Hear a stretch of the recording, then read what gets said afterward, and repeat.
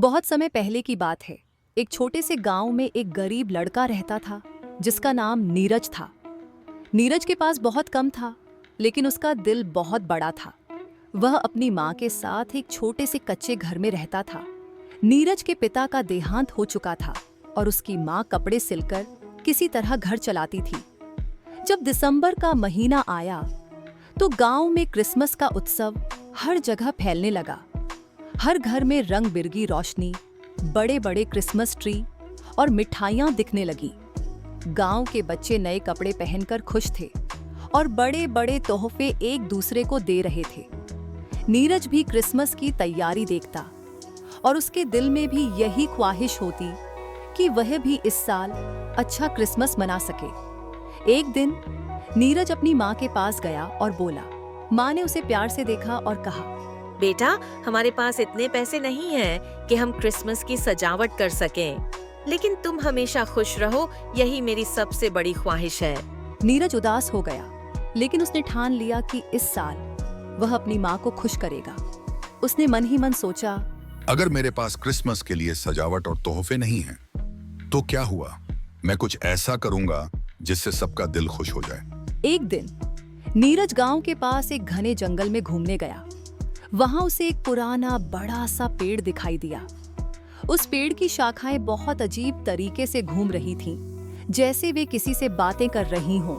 नीरज उस पेड़ के पास गया और अचानक वह पेड़ हल्की सी आवाज में बोला, तुमने मुझे देखा है छोटे बच्चे? क्या तुम मुझसे मदद चाहते हो? मुझे क्रिसमस मनाने के लिए कुछ चाहिए, लेकिन मेरे पास कुछ भी नहीं है। क्या आप मेरी मदद कर सकते हैं? पेड़ ने मुस्कुराते हुए कहा, तुम्हारी इच्छा पूरी होगी, लेकिन एक शर्त है। तुम्हें वह चीज दूसरों के लिए इस्तेमाल करनी होगी, न कि केवल अपने लिए। नीरज ने सिर झुकाकर कहा, मैं वादा करता हूं कि जो भी मिलेगा मैं दूसरों की खुशी के लिए उसका इस्तेमाल करूंगा। नीरज घबराया, लेकिन पेड़ की आवाज में कुछ ऐसा था जो उसे साहस दे रहा था। उसने कहा। तभी पेड़ की जड़ों से एक चमकदार टोकरी बाहर निकली। उस टोकरी में रंग बिरंगे फूल, सुनहरे तारे और चमकते हुए क्रिस्टल थे। पेड़ ने कहा, यह तुम्हारे क्रिसमस की सजावट के लिए है, लेकिन याद रखना, तुम इसे सिर्फ अपने घर में नहीं रखोगे। यह सब बच्चों के चेहरों पर मुस्कान लाने के लिए होगा। नीरज ने खुशी खुशी टोकरी उठाई और घर की ओर चल पड़ा। रास्ते में उसे कई गरीब बच्चे मिले जो नंगे पैर और बिना खिलौनों के खेल रहे थे। नीरज ने सोचा, इन बच्चों को खुश करने के लिए मैं यह जादुई सामान इस्तेमाल कर सकता हूँ। नीरज ने सबसे पहले उन बच्चों को बुलाया जो गरीब थे और जो कभी क्रिसमस नहीं मना पाते थे। उसने उन बच्चों को फूल, तारे और क्रिस्टल दिए और कहा, आओ हम सब मिलकर क्रिसमस मनाते हैं। जैसे ही नीरज ने वो जादुई फूल और तारे बच्चों को दिए, उनका चेहरा खुशी से चमक उठा। वे सब मिलकर गाने लगे और नृत्य करने लगे। उनके पास न नए कपड़े थे, न बड़े तोहफे, लेकिन उनके चेहरे पर एक अद्भुत खुशी थी। क्रिसमस की रात जैसे जैसे बढ़ी, नीरज ने देखा कि उसके घर के बाहर एक बड़ा और सुंदर क्रिसमस ट्री खड़ा था, जो रात की अंधेरे में चमक रहा था। पेड़ ने अपना वादा निभाया था और नीरज ने उसे कभी नहीं भूला।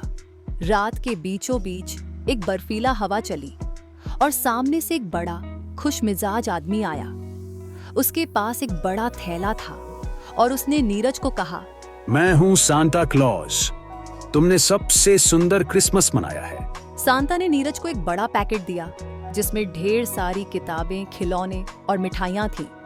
सांता ने कहा, यह सब तुम्हारे लिए है नीरज।